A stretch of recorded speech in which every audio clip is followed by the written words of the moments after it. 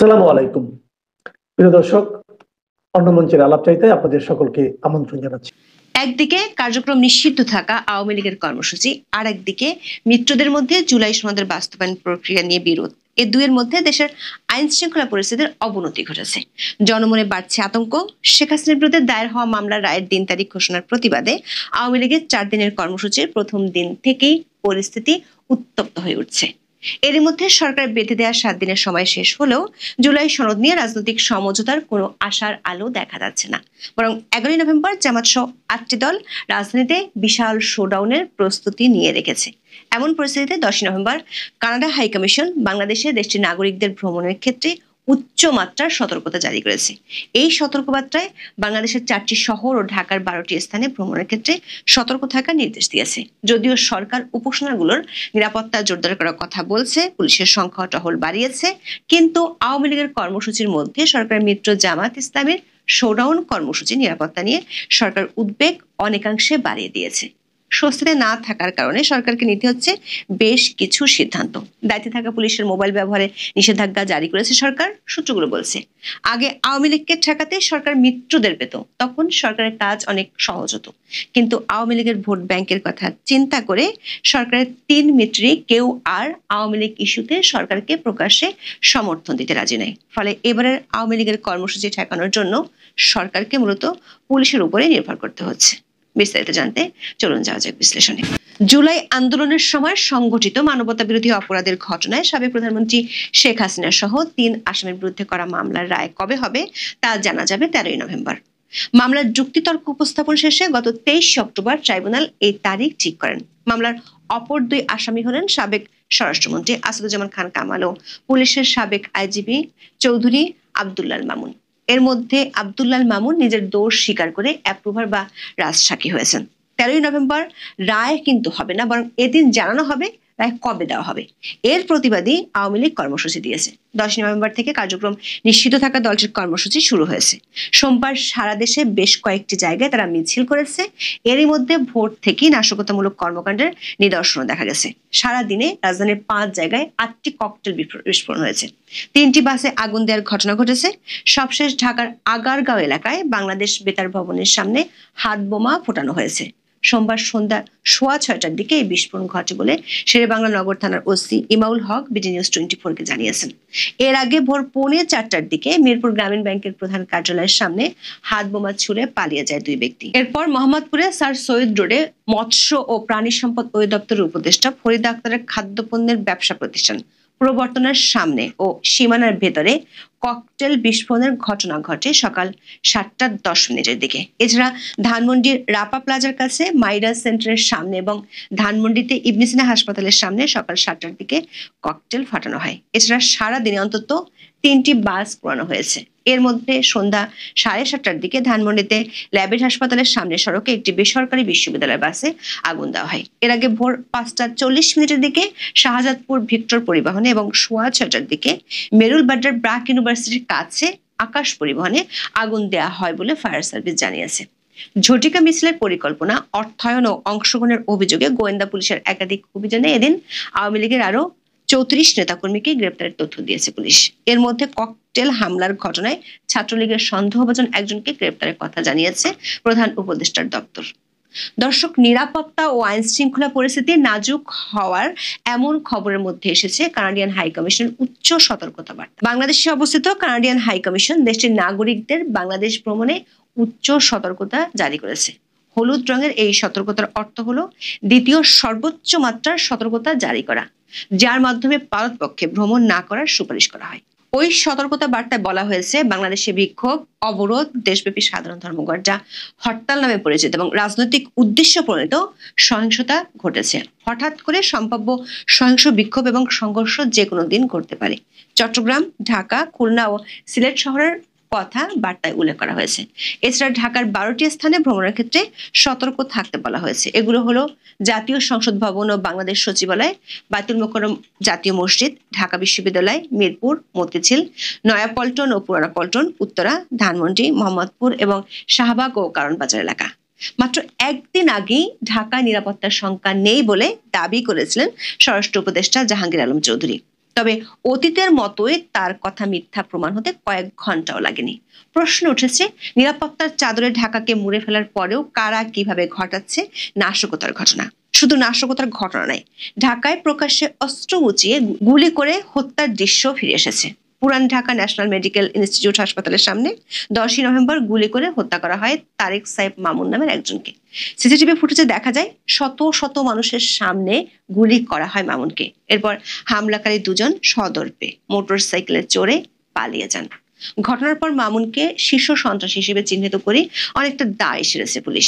এমন ঘটনা কয়েকদিন আগে চট্টগ্রামে দেখা যায়। চট্টগ্রাম 8 আসনে বিএনপি প্রার্থী এরশাদুল্লাহর জনসংযোগের সময় গুলিতে প্রাণ হারান সরার হোসেন নামের একজন। এখনো সেই হত্যা মামলার মূল আসামি সহ অন্যদের গ্রেপ্তার করা যায়নি। দর্শক, পুলিশ সদর দপ্তরের তথ্য মতে আওয়ামী লীগের কর্মসূচি ঠেকানোর জন্য পুলিশ সর্বোচ্চ ব্যবস্থা নিয়েছে। বোমা নিক্ষেপ, মিছিল ও বাসে আগুন দেওয়ার মতো ঘটনাগুলো হঠাৎ করে হওয়ায় এগুলো ঠেকানো পুলিশের পক্ষে প্রায় অসম্ভব। সরকারের সূত্রগুলো বলছে, আগে আওয়ামী লীগকে ঠেকানোর জন্য সরকার তার 3 মিত্র বিএনপি, জামায়াত ও এনসিপি কে মাঠে পেত। এবার আর পাচ্ছে না। কারণ হলো আগামী নির্বাচনে আওয়ামী লীগের ভোট ব্যাংক হারানোর ভয়। যেহেতু এখনো আওয়ামী লীগের নিবন্ধন স্থগিত আছে, তাই দলগুলো ধরে নিচ্ছে আওয়ামী লীগ এই নির্বাচনে অংশ নিতে পারছে না। কিন্তু দলটির কার্যক্রম নিষিদ্ধ থাকলেও তাদের সমর্থকরা হারিয়ে যায়নি। এমন পরিস্থিতিতে আওয়ামী লীগের সঙ্গে ভেতরে ভেতরে আঁতাত করে কোনো কোনো দল নৌকার ভোটগুলো নিজেদের বাক্সে নিতে চাইছে, এমন সন্দেহও আছে সরকারের মধ্যে। অর্থাৎ আওয়ামী লীগ যদি আগামী নির্বাচনে অংশ নিতে না পারে, তাহলে তাদের ভোটগুলো কারা পাবে এ নিয়ে নানা হিসেব নিকাশ আছে। রাজনীতির মাঠে এরই মধ্যে এই আলোচনা উঠেছে যে 5ই আগস্টের পর থেকে ক্ষমতাচ্যুত আওয়ামী লীগের সামনে প্রধান ভিলেন হচ্ছে বিএনপি। কেননা আওয়ামী লীগ নেতাদের বাড়িঘরে হামলা, ভাঙচুর, আগুন, ব্যবসা প্রতিষ্ঠান দখল, চাঁদাবাজি এবং মামলা দিয়ে তাদের জেলে ঢোকানো অথবা পালিয়ে থাকতে বাধ্য করার পেছনে প্রধানত দৃশ্যমান বিএনপি ও বৈষম্য বিরোধী ছাত্র আন্দোলন। ফলে একসময় জামাতকে আওয়ামী লীগের প্রধান শত্রু মনে করা হলেও 5ই আগস্টের পরে মাঠ পর্যায়ে বিএনপির রাজনীতির কারণে জামাত বেশ সুবিধাজনক অবস্থানে রয়েছে বলে মনে করা হয়। সেই সুযোগটি জামাত এবার কাজে লাগিয়ে আওয়ামী লীগের ভোট নিজেদের বাক্সে নিতে চায় এবং তারা এই কাজে অনেকখানি সফল হবে বলেও গুঞ্জন রয়েছে। আবার বিএনপি গত 1 বছরের ভুলগুলো আর করতে চায় না, বরং দলটি নির্বাচনে মনোনয়নকে ঘিরে নিজের অভ্যন্তরীণ কোন্দল ঠেকাতে গিয়ে বেশি ব্যস্ত হয়ে পড়ছে। সূত্রগুলো বলছে, আওয়ামী লীগকে ঠেকাতে সরকার আর মিত্রদের যে শুধু পাচ্ছে না তাই নয়, বরং জুলাই সনদ বাস্তবায়ন ও গণভোট নিয়ে মিত্রদের বিরোধী মেটাতে পারছে না। মরার উপরে খাড়ার ঘা হিসেবে সরকারের জন্য 11ই নভেম্বর আসছে জামাত সহ 8 দলের কর্মসূচি। ইসলামিক দলগুলো ঢাকায় গণজোয়ার দেখানোর হুমকি দিয়ে রেখেছে, সেটিরও নিরাপত্তা দিতে হচ্ছে সরকারকে। আবার রাজনৈতিক দলগুলোকে দেয়া 1 সপ্তাহের সময় শেষ হয়ে গেছে, কিন্তু সরকার কোনো আশার কথা শুনতে পায়নি। উল্টো বল চলে এসেছে সরকারের কোর্টে। সরকার 3 মিত্রের মধ্যে এক পক্ষকে খুশি করতে গেলে আর এক পক্ষ বেজার হবে। এমন পরিস্থিতিতে আওয়ামী লীগের 13ই নভেম্বর ঢাকা লকডাউন কর্মসূচির পরপরই কাদিয়ানীদের অমুসলিম ঘোষণার দাবিতে 15ই নভেম্বর একটি গ্রুপ কর্মসূচি দিয়েছে। এমনিতে আন্তর্জাতিকভাবে অধ্যাপক ইউনূস সরকারের বিরুদ্ধে উগ্রপন্থীদের মদদ দেওয়ার অভিযোগের ডালপালা ছড়িয়েছে বহুদূর। ফলে সামনের দিনগুলোতে পরিস্থিতি আরো উত্তাল হওয়ার আশঙ্কা বাড়ছে। দর্শক, ঠিক 4 দিন আগে সরকারকে প্রাক নির্বাচনী রিপোর্ট দিয়েছিল যুক্তরাষ্ট্রের গবেষণা প্রতিষ্ঠান ইন্টারন্যাশনাল রিপাবলিক ইনস্টিটিউট IRI। সে রিপোর্টে ব্যাপক আশঙ্কার কথা জানানো হয়েছিল। বলেছিল দেশে নির্বাচনের তফসিল ঘোষণার আগেই ছড়িয়ে পড়বে সহিংসতা। ঢাকায় RI এর প্রতিনিধিদের অন্তর্ভুক্তিমূলক এবং উৎসবমুখর নির্বাচনের প্রতিশ্রুতি দিয়েছেন অধ্যাপক ইউনূস। তবে বাংলাদেশ ঘুরে তার কোনো আলামত যে পাওয়া যায়নি সেটি প্রকাশিত প্রতিবেদনে স্পষ্ট। বলা হয়, প্রাক নির্বাচনী পরিবেশ নাজুক হয়ে গেছে, রাজনৈতিক সহিংসতার বিচ্ছিন্ন কিন্তু তাৎপর্যপূর্ণ ঘটনা ঘটছে। স্থানীয় কর্মকর্তাদের নিরপেক্ষতা নিয়ে প্রশ্ন এবং নিরাপত্তা বাহিনীর প্রতি স্থায়ী অবিশ্বাস পরিস্থিতিকে জটিল করছে। বাংলাদেশের চরমপন্থার উত্থান নিয়েও জানানো হয় শঙ্কা। বলা হয়, চরম ও কট্টরপন্থী গোষ্ঠীগুলোর ক্রমবর্ধমান প্রভাব অসহিষ্ণু বক্তব্যকে উস্কে দিতে পারে। এটি বাংলাদেশের ধর্মনিরপেক্ষ রাজনৈতিক ভিত্তিকে দুর্বল করে দেওয়ার আশঙ্কা বাড়ছে। পরিস্থিতি ঠান্ডা করার জন্য IRI সরকার মিত্রদের মধ্যে বোঝাপড়া এবং ইনক্লুসিভ নির্বাচন করার পরামর্শ দিয়েছে। কিন্তু এই 2 পরামর্শের ঠিক উল্টো পথে হাঁটছে সরকার। পরিবেশ উপদেষ্টা সৈয়দা রিজওয়ানা হাসান 10ই নভেম্বর বলেছেন, সরকারের আর আলোচনায় বসার সম্ভাবনা নেই, এবার নিজেই সিদ্ধান্ত নেবে। প্রশ্ন হলো, নিজের মিত্রদের মধ্যে সংঘাত নিজেই লাগিয়ে দিয়ে আবার নিজেই সিদ্ধান্ত নিয়ে সেই সিদ্ধান্ত আবার চাপিয়ে দেওয়ার নিগূঢ় রহস্য কি? এখন এ পর্যন্ত। আগে আপনারা দেখেছেন যে প্রায় আমি সেনাবাহিনীর বিভিন্ন তথ্য নিয়ে কন্টেন্ট করতাম। এখন যেটা হয়েছে যে সেনাবাহিনীতে আমার যে 2-4 জন সোর্স ছিলেন সিনিয়র পর্যায়ে, তারা আসলে কেউ মুখ খুলতে চান না, পরিস্থিতির কারণে সেটি বুঝতে পারি। তারপরেও আজকে অনেকদিন পরে একটি তথ্য পেলাম, কতটা সত্য এটি শতভাগ আমি নিশ্চয়তা দিতে পারবো না, কিন্তু যে বিষয়টি নিয়ে আলোচনা হয়েছে এরকম বিষয় নিয়ে এখন আলোচনা হওয়াটা অনেক নয়, এমনটা হতেই পারে, এবং সেরকম হলে বাংলাদেশের জন্যই আসলে মঙ্গল আমি মনে করি। সে কারণেই এটি নিয়ে কথা বলতে চাই। আমরা আমাদের মতো করে নিজেদের মতো করে আসলে বিশ্লেষণটি করব, উপস্থাপিত তথ্যকে নিয়ে আমরা আমাদের বিচক্ষণতা দিয়ে, আমাদের মেধা দিয়ে, আমাদের যুক্তি দিয়ে আসলে এটিকে আমরা বিবেচনা করব। আপনাদেরকে সেভাবে বিবেচনা করতে আমি অনুরোধ করছি, তবে আমার কাছে গুরুত্বপূর্ণ মনে হয়েছে। যাই হোক, আলোচনার শুরুতে আমি আসলে এই যে বাংলাদেশ আওয়ামী লীগ যে 10, 11, 12, 13 যে কর্মসূচি ডেকেছে, এবং বিশেষ করে যে 13 নভেম্বর বৃহস্পতিবার বাংলাদেশে কি হবে, এটি নিয়ে আসলে এখন সবার মনে প্রশ্ন, সবার মনোযোগ এই 13 নভেম্বরের দিকে। তবে 10 নভেম্বর দেশের বিভিন্ন জায়গায় বেশ কিছু ঘটনা ঘটেছে, বেশ কিছু যানবাহনে আগুন লাগানো হয়েছে, আরো কিছু কিছু ঘটনা ঘটেছে। এগুলোর কারণে সাধারণ মানুষের মধ্যে এক ধরনের আতঙ্ক ভর করেছে। অবস্থার দৃষ্টি যেটি মনে হচ্ছে যে আওয়ামী লীগ চাইছে নিজেদের দাবি এবং অস্তিত্ব জানান দিতে, কারণ তারা একটু কোণঠাসা পর্যায়ে রয়েছে। আবার অন্যদিকে অন্তর্বর্তী সরকার চাইছে যেভাবেই হোক আওয়ামী লীগকে ঠেকাতে হবে, এবং আওয়ামী লীগ যেন কিছুতেই রাজনীতির মূল ধারায় ফিরতে না পারে, এটি অন্তর্বর্তী সরকারের চাওয়া। এবং অন্তর্বর্তী সরকারের যে প্রিয় যে দলগুলো আছে, অনুসারী অনুগামী দল আছে, তারাও আসলে এটি চায়, কারণ তারা মনে করে আওয়ামী লীগ যদি ফিরে আসে তাহলে কিন্তু সমূহ বিপদ। এগুলো তারা প্রকাশ্যেই এসব কথা বলছেন যে আওয়ামী লীগ ফিরে এলে তাদের কার কি হবে, কার প্রাণহানি হবে, কার জীবন বিপন্ন হবে, এগুলো তারা বলছেন। আওয়ামী লীগের কর্মসূচি নিয়ে, মানে 10, 11, 12, 13 কর্মসূচি নিয়ে ফেসবুকে একটি স্ট্যাটাস দিয়েছেন প্রধান উপদেষ্টার প্রেস সচিব মোহাম্মদ শফিকুল আলম। তিনি সেখানে লিখেছেন যে নিষিদ্ধ রাজনৈতিক দল রাস্তায় নামলেই আইনের সর্বোচ্চ প্রয়োগ করা হবে। কোন ধরনের বিক্ষোভ করার যদি চেষ্টা করে আওয়ামী লীগ বা তার অঙ্গ সংগঠনের লোকেরা, আইন তার সর্বোচ্চ শক্তি প্রয়োগ করবে। এটি তো করছি, আমরা দেখছি, ঝটিকা মিছিলে নামলেই ধরে নিয়ে যাওয়া হচ্ছে, জেলখানা ভর্তি করা হচ্ছে। এটা নতুন করে বলবার কি আছে জানি না। এদিকে 10 নভেম্বর যেটি বললাম যে রাজধানী সহ দেশের বিভিন্ন জায়গায় বেশ কয়েকটি বাসে আগুন দিয়েছে, বলা হচ্ছে দুর্বৃত্তরা আগুন দিয়েছে। কে বা কারা কি উদ্দেশ্যে আগুন দিয়েছে এটি আসলে পুলিশও স্পষ্ট করে এখনো পর্যন্ত বলতে পারছে না। এদিকে গত পরশু যে ককটেল বিস্ফোরণের ঘটনা ঘটেছিল তার সতর্কতার অংশ হিসেবে রাজধানীতে সব ধর্মীয় প্রতিষ্ঠান নিরাপত্তা জোরদার করেছে অন্তর্বর্তী সরকার। হঠাৎ এর মাঝখানে আবার ঢাকা মহানগর পুলিশের 5 অতিরিক্ত উপ পুলিশ কমিশনারকে বদলি করা হয়েছে। অনেকেই প্রশ্ন করেছেন যে এটা কি রুটিন বদলি, নাকি এর সঙ্গে আওয়ামী লীগের ঝটিকা মিছিল বা আন্দোলনের কোনো সংযোগ আছে? আসলে এর উত্তর আমার কাছে নেই। 13 নভেম্বরের সম্ভাব্য বিপদ আজ করে সুপ্রিম কোর্ট কম্পাউন্ড এবং আশপাশের সার্বিক নিরাপত্তা নিশ্চিতের স্বার্থে জাতীয় ঈদগাহ মাঠে বহিরাগতদের প্রবেশ নিষিদ্ধ ঘোষণা করেছে সুপ্রিম কোর্ট প্রশাসন। এতে কি হবে? এতে সুপ্রিম কোর্ট কম্পাউন্ড, আন্তর্জাতিক অপরাধ ট্রাইব্যুনাল, অ্যাটর্নি জেনারেলের কার্যালয়, সুপ্রিম কোর্ট বার অ্যাসোসিয়েশন ভবন এবং এই তৎসংলগ্ন যে এলাকা সেগুলো নিরাপত্তার নিশ্চিত হবে বলে মনে করা হচ্ছে। আপনারা জানেন 13 তারিখে আন্তর্জাতিক অপরাধ ট্রাইব্যুনালে শেখ হাসিনার বিরুদ্ধে দায়ের হওয়া প্রথম মামলার রায়ের দিন তারিখ ঘোষণা করার কথা রয়েছে, এবং ওই দিনই রাজধানী ঢাকায় লকডাউন পালনের ডাক দিয়েছে আওয়ামী লীগ। তো 13 নভেম্বর হচ্ছে বৃহস্পতিবার, এর পরদিন হচ্ছে শুক্রবার, তারপর দিন শনিবার, দুদিনই সাপ্তাহিক ছুটি। তাই ধারণা করা হচ্ছে যে আগামী সপ্তাহের যে কোনো একদিন শেখ হাসিনার বিরুদ্ধে সাজা ঘোষণা হতে পারে। আবার এই প্রশ্নটি আলোচিত হচ্ছে, কি সাজা হতে পারে, কেমন সাজা হতে পারে, এটি আসলে আগাম কিছু বলা যাচ্ছে না। তবে প্রসিকিউশনের যেসব কথা আমরা শুনেছি ইতিমধ্যে, তা থেকে ধারণা করা যাচ্ছে যে সর্বোচ্চ সাজাই হয়তো ঘোষণা করা হবে। এখন প্রশ্ন হলো, সর্বোচ্চ সাজা ঘোষণা করা হলে দেশে এর কি প্রতিক্রিয়া হতে পারে, কিংবা বিদেশেই বা এর কি প্রতিক্রিয়া হবে? মানবাধিকার কর্মীদের কেউ কেউ বলছেন সর্বোচ্চ সাজা মানে যদি ফাঁসি বা মৃত্যুদণ্ডাদেশ হয়ে থাকে তাহলে ইউনূস সরকার আন্তর্জাতিক মানবাধিকার সংস্থাগুলোর তীক্ষ্ণ সমালোচনার মুখে পড়বে। জানি না সরকার এটি বিবেচনায় রাখছে কিনা। একই সঙ্গে বিশ্বের বিভিন্ন প্রভাবশালী দেশ, মানে অনেকগুলো প্রভাবশালী দেশ যারা ক্যাপিটাল পানিশমেন্টের ঘোর বিরোধী, সেই দেশগুলো হয়তো বিষয়টিকে খুব একটা ভালোভাবে নেবে না, এমনটি মানবাধিকার কর্মীরা বলছেন। এতে হয়তো বিরূপ সমালোচনার মুখে পড়তে পারে ইউনূস সরকার।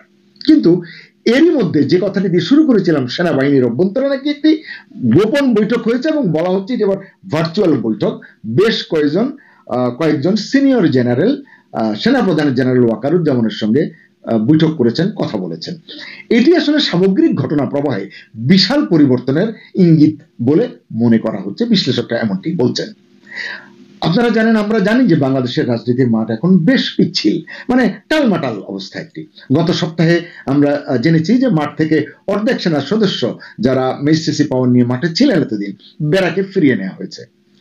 এরই মধ্যে আবার গুঞ্জন শোনা গেছে যে আগামী ডিসেম্বরের মধ্যে বাকি সেনা সদস্যদের নাকি ব্যারাকে ফিরিয়ে নেওয়া হবে। যদিও স্বরাষ্ট্র উপদেষ্টা জাহাঙ্গীর আলম চৌধুরী বক্তব্য নাকচ করে দিয়েছেন। তিনি বলেছেন সেনা সদস্যরা থাকবেন এবং যে নির্বাচনকে ঘিরে যে সহিংসতা বা আইন শৃঙ্খলার অবনতির বিষয়ে টেনশন করছে সাধারণ মানুষ, এটি নিয়ে আসলে টেনশনের কিছু নেই। স্বরাষ্ট্র উপদেষ্টা বলেছেন আমরাও টেনশন করতে চাই না। কিন্তু এখন জোর আলোচনা যে হঠাৎ সেনাপ্রধান জেনারেল ওয়াকারের সঙ্গে এই কয়েকজন শীর্ষ জেনারেল কেন কথা বললেন, কি কথা বললেন তারা। আমি মনে তো করি যে এরকম বৈঠক তারা করতেই পারেন, হয়তো তারা নিয়মিতই করেন। এই খবরটি কিভাবে বেরিয়ে এসেছে আমি জানি না, কিন্তু সেখানে সত্যি কি আলোচনা হয়েছে বা কি সিদ্ধান্ত হয়েছে সেটি সঠিকভাবে না জানা পর্যন্ত যথাযথ মন্তব্য করা বা কিছু বলা কিন্তু কঠিন। তবে ওই যে বললাম একটি সূত্র, সেই সূত্রটি বলছে কয়েকজন জেনারেলের এই বৈঠকে অন্য দুই বাহিনীর প্রধানও নাকি সামিল হয়েছিলেন। বলা হচ্ছে গোপন এই বৈঠকে গুরুত্বপূর্ণ কিছু সিদ্ধান্ত হয়েছে। এর মধ্যে অন্যতম হলো আগামী জাতীয় সংসদ নির্বাচন হতে হবে অবাধ, সুষ্ঠু এবং অন্তর্ভুক্তিমূলক।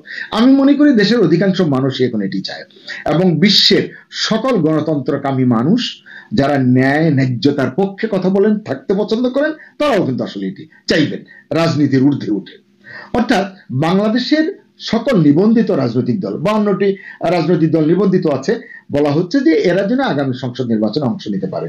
যদিও আমরা জানি যে আওয়ামী লীগের নিবন্ধন কিন্তু এখন স্থগিত হয়েছে, কিন্তু ওই সূত্রটি বলছে আওয়ামী লীগের মতো বৃহৎ একটি দল নির্বাচনে অংশ নিতে না পারলে নির্বাচনের গ্রহণযোগ্যতাই দেশে যেমন বিশ্ববাসীর কাছেও প্রশ্নের মুখে পড়তে পারে।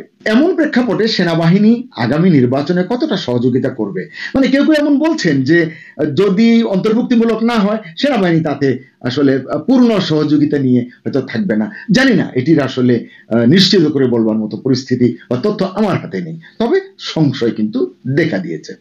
এই যে আলোচনাটি হয়েছে, আলোচনায় আওয়ামী লীগ এবং জাতীয় পার্টির কথা নাকি বিশেষভাবে আলোচিত হয়েছে, কারণ আমরা দেখছি আওয়ামী লীগ এবং জাতীয় পার্টি আগামী নির্বাচনে অংশ নিতে পারবে কিনা সেটি এখন বড় প্রশ্ন হয়ে দেখা দিয়েছে। আমরা কিছুদিন আগে এটাও জেনেছি যে 6টি আন্তর্জাতিক মানবাধিকার সংস্থা প্রধান উপদেষ্টা ইউনূসকে চিঠি দিয়ে আওয়ামী লীগের নিষেধাজ্ঞা প্রত্যাহার করতে বলেছেন, দাবি জানিয়েছেন বা অনুরোধ করেছেন এবং অন্তর্ভুক্তিমূলক নির্বাচনের দাবি তারা জানিয়েছেন। বোধহয় তারা 12টি দাবি জানিয়েছিলেন, তার ভিতরে অন্যতম হচ্ছে এই 2টি দাবি। আর আমরা তো এটা জানি যে ভারত শুরু থেকেই বাংলাদেশে অন্তর্ভুক্তিমূলক নির্বাচনের কথা বলছে, তারা এটি প্রত্যাশা করে, অর্থাৎ তারা চায় যে আওয়ামী লীগ যেন এই নির্বাচনে অংশ নিতে পারে। এছাড়াও 2টি পশ্চিমা দেশ এখন অন্তর্ভুক্তিমূলক নির্বাচনের বিকল্প কিছু ভাবছে না বলেও জানা গেছে অন্য আরেকটি সূত্রে। এমন প্রেক্ষাপটে কয়েকজন জেনারেলের এই স্ট্যান্ড, তাদের যে অবস্থান, এটি বাংলাদেশের বর্তমান এবং আগামী রাজনীতির জন্য অত্যন্ত গুরুত্বপূর্ণ পথ নির্দেশক হয়ে উঠতে পারে বলে বিশ্লেষকরা বলছেন। আমারও তাই মনে। সেনাবাহিনীর সাধারণ সদস্যদের মধ্যেও নাকি একই রকম চিন্তা চেতনা কাজ করছে বলে জানা গেছে। অর্থাৎ সেনাবাহিনীর কেউই, কোনো সদস্যই এটিকে যে নিজেদের সুনাম যেন ক্ষুণ্ণ না হয় এটি তারা এখন বিশেষ করে চাইছে, সিরিয়াসলি তারা এটি ভাবছে। এতক্ষণ যা বললাম এই প্রাপ্ত তথ্য সঠিক হলে বলা যেতেই পারে কয়েকজন জেনারেলের এই বৈঠক বাংলাদেশের রাজনীতিতে নতুন টার্নিং পয়েন্ট হয়ে উঠতে যাচ্ছে। ওই বৈঠকে একজন লেফটেন্যান্ট জেনারেল নাকি বলেছেন, স্পষ্ট ভাষায় বলেছেন, একটি পাতানো বা প্রহসনের নির্বাচনে, অর্থাৎ একটি অগ্রহণযোগ্য নির্বাচনের অংশ হতে চায় না বাংলাদেশ সেনাবাহিনী। এতে সেনাবাহিনীর যে চ্যালেঞ্জের মুখে পড়বে তাদের ভাবমূর্তি, এটি তারা কামনা করেন না, এটি তারা চান না। কারণ সত্যিকারের অন্তর্ভুক্তিমূলক নির্বাচন ছাড়া আন্তর্জাতিক প্রেসার মোকাবিলা করা সম্ভব হবে না। কারণ এটি আজ যেভাবে কথা হচ্ছে, নির্বাচনের পরে কিন্তু টোন পাল্টে যেতে সময় লাগবে না। আমরা এটি দেখেছি 2024-এর যে নির্বাচন করেছে আওয়ামী লীগ, এবং সেই নির্বাচনের পরে শপথ গ্রহণ অনুষ্ঠানে সবাই এসেছিল কূটনীতিকদের, সেই তারাই তো আমরা পরে দেখেছি যে সেই সরকার উৎখাতের পেছনে কাজ করেছে। অর্থাৎ এটি আসলে আজকে যেটি পার পেয়ে যাচ্ছি বলে মনে হচ্ছে, আগামী দিনে এটি পার নাও পাওয়া যেতে পারে, এটি কিন্তু সত্য। এই বৈঠকে যারা অংশ নিয়েছিলেন তাদের আসলে কথা যেটি জানা যাচ্ছে সেটি হচ্ছে যে নির্বাচন হতে হবে অবাধ, সুষ্ঠু, নিরপেক্ষ এবং অন্তর্ভুক্তিমূলক এবং অংশগ্রহণমূলক যাতে হয় বলার অপেক্ষা রাখে না। শীর্ষ জেনারেলদের এই যে সম্মিলিত সিদ্ধান্ত, এর বাইরে নিশ্চয়ই সেনাপ্রধানও কিছু ভাবতে পারবেন না বা যেতে পারবেন না, হয়তো যেতেও চাইবেন না যদি এমন সিদ্ধান্ত হয়ে থাকে। তাই বলতে পারি বল এখন সেনাপ্রধানের কোর্টে, অর্থাৎ জেনারেল ওয়াকারের কোর্টে। তিনি চাইলে অন্তর্বর্তী সরকারের সঙ্গে কথা বলতে পারেন, তাদেরকে পরিস্থিতি বোঝাতে পারেন, আগামী দিনের রাজনীতি এবং রাজনৈতিক পরিস্থিতি যদি যথাযথভাবে উপস্থাপন করতে পারেন, আমার মনে হয় আওয়ামী লীগের উপর থেকে নিষেধাজ্ঞা প্রত্যাহার হতে পারে।